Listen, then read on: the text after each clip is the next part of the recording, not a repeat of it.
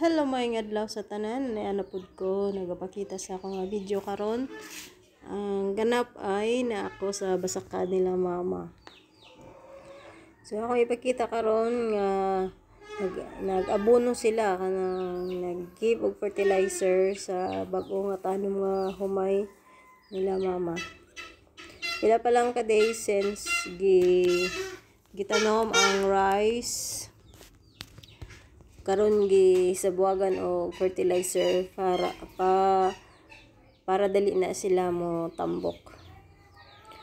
O makita nato dili na si mama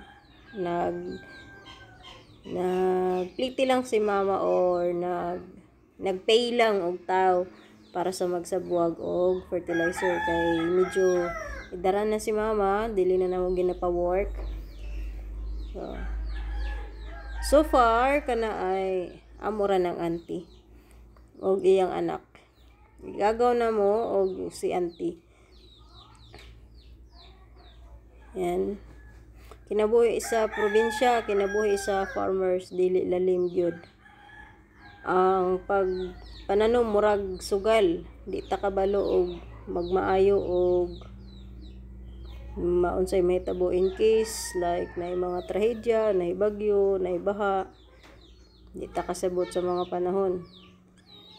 So maningkamot gyapon ng mga farmers. So shout out sa mga tanan farmers, saludo sa inyo. Proud ko nga akong ginikanan farmers, ni dako ko sa basakan gyud. Hangtod nga nakahuman, hangtod nga ni abroad, hangtod nga nanimuyo og pangkalugaringon. So proud na anak kong farmers. Akong papa, akong i-share in town, namatay sa basakan gyud. Nanginabuhi gihapon. So, kana ra ang akong ipakita ang area. So far ang tupad ay sa ako unapod ng tiyo.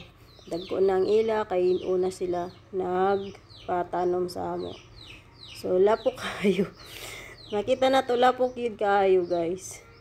Kay uwan-uwan rong panahon na, so lapok yun sa basak. So ipakita na ko ang sa area lang dool sa Mubalay. Pero medyo dako-dako ang basakan nila mama, almost hectare I think kung ako na sayo. Kay ang Bugos Lote is more than hectare. So wala man gitanuman tanan kay ang uban na ibay niya ay mga lubi. So wala nagi anuhan og palay. So that area matamnan lang nag-rise kung like now na season, na rainy season. Because higher area na siya. So ngadto dapita kana akong ipakita hanang light green pa ang kulay nga rice. Mo na ang kauban. So nganha is 2 times tamnan in a year kay mao gyud na ang among basak gyud na siya ang area.